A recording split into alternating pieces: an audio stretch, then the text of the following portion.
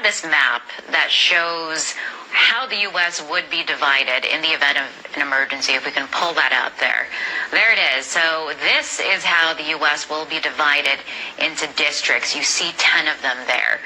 This is according to the National Emergency Center establishment.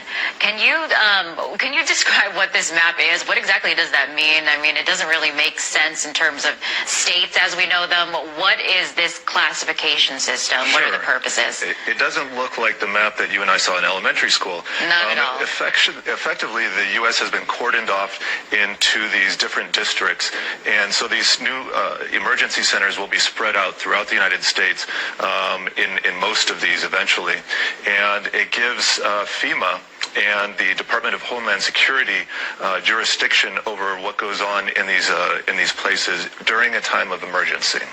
Okay, I want to go into what, because this act does make some specific examples, some exclusions, set some limitations, I should say.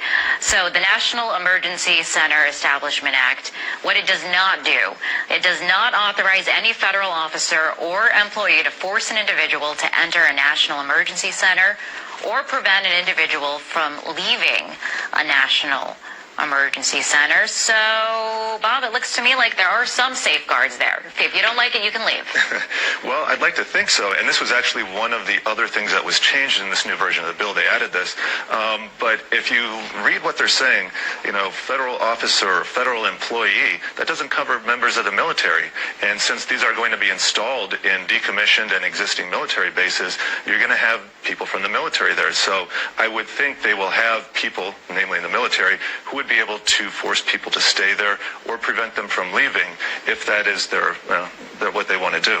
Now, for civil liberty advocates like yourself and others like you that are worried that this could be a precursor to government overreach, what would satisfy what would make you more comfortable with this piece of legislation, I guess? Do you think that the language in it should be clarified, that it's not so vague so that it could be interpreted and abused?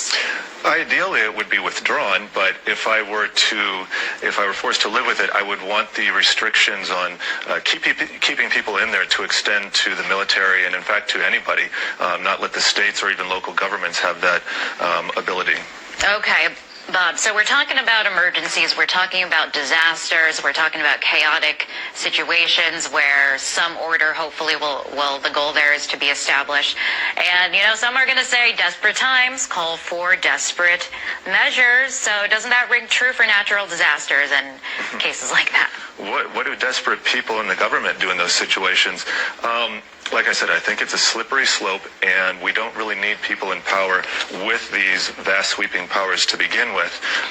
Unfortunately, there's moral hazard involved here, too, where people really don't take care of themselves anymore, plan for these emergencies when they have the federal government and other governments ready to step in. And we saw what a great job happened in Sandy and in Katrina. So, like I said, moral hazard.